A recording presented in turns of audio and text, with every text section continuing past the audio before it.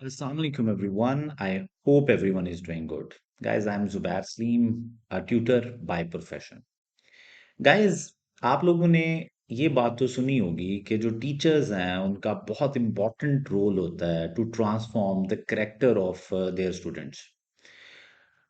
ये तो एक कॉमन बात है। जैसे मेरे सर जामरान, उनका बड़ा इम्पैक्ट है मेरी पर्सनालिटी पे, उनसे मैंने बहुत ज़्यादा सीखा। उनकी पिक्चर भी आप लोगों को नज़र आ रही। बट इंटरेस्टिंगली कुछ स्टूडेंट्स भी ऐसे होते हैं जो कि आप पे बहुत ज़्यादा लॉन्ग लास्टिंग इम्प्रेशन छोड़ जाते हैं और कोई ऐसी बात कर जाते हैं कि वो आप लोगों को सारी ज़िंदगी नहीं भूलती। ऐसा ही एक वाकया मैं आप लोगों के साथ शेयर करूँगा जिसमें एक स्टूडेंट से मैंने एक ऐसी बात सीखी जिसको आज तकरीबन कोई 8-9 इयर्स हो चुके हैं, जिसको मैं अभी तक नहीं भूल पाया। सो हुआ क्या गाइस, अर्थक्वेक आता है अक्टूबर 26 2015 को।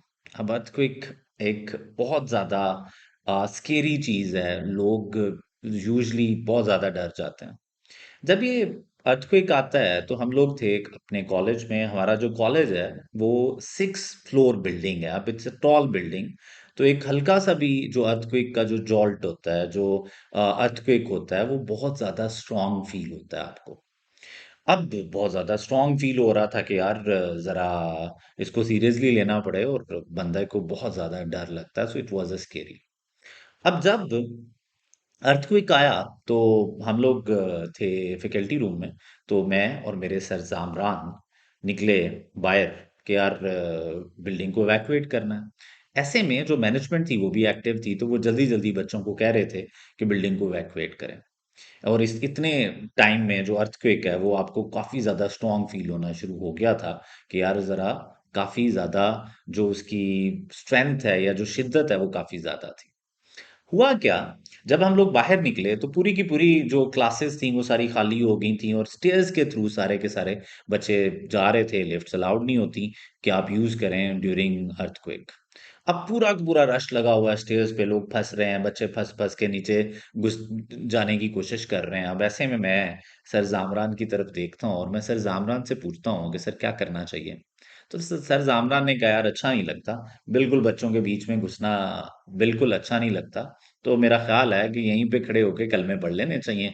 तो आराम से चुप करके कलमा पढ़ते हैं और अल्लाह को याद करते हैं, लेट्स सी कि क्या होता है। हमें बिल्कुल अच्छा नहीं लगता कि हम बच्चों को ये इंप्रेशन दें कि भैया आप लोग, हम जल्दी-जल्दी घुसें और हम आप लोगों की लाइफ़ से हमारी जो लाइफ़ है वो ज़्यादा कीमती है। मुझे भी ये बात कुछ समझ आई कि यार बिल्कुल ऐसा ही करैक्टर होना चाहिए एक टीचर का। उसे बच्चों को सामने ही रखना चाहिए। बच्चों को ज़्यादा इम्पोर्टेंस देनी चाहिए हर एस्पेक्ट।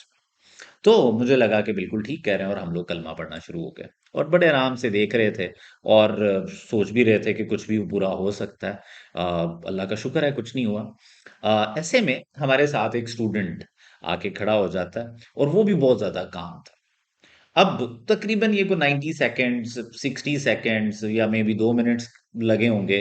तो जब हम चीज़ें नॉर्मलाइज़ हुई, तो मैंने उस स्टूडेंट से पूछा यार कि हम लोग तो चले नहीं इस भगदड़ का पार्ट बनना चाह रहे थे एज़ अ ट्यूटर। तो आपको क्या हुआ था? आपको तो जाना चाहिए था नीचे। उसने एक ऐसी बात की जो आज तक मुझे याद है, और मैं डेली बेसिस पे को कई दफ़ा उस बात को याद करता हूँ। उसने कहा सर, जब ये आया अर्थक्वेक, तो मैंने सोचा कि यार के जो अभी रिसेंट नमाज हुई है, जोहर की नमाज हुई थी तब, क्या वो मैंने पढ़ी हुई है? तो कहता मैंने सोचा कि यार नमाज मैंने पढ़ी हुई है। अब अगर अल्लाह ताला ने मुझे अपने पास बुलाना है तो ठीक है, कोई परेशानी वाली बात नहीं है, एटलीस्ट मैंने नमाज तो पढ़ी हुई है ना। अब ये वाली जो बात थी, मुझे बहुत ज्यादा छू गई। मतलब मुझे लगा कि यार वाक़ई ये सोचना तो बंदे को ऐसे ही चाहिए। और मज़े की बात ये है, मज़े की बात नहीं है, शर्मिंदगी की बात है कि मैंने उस दिन ज़ोहर की नमाज़ अभी तक नहीं पढ़ी थी।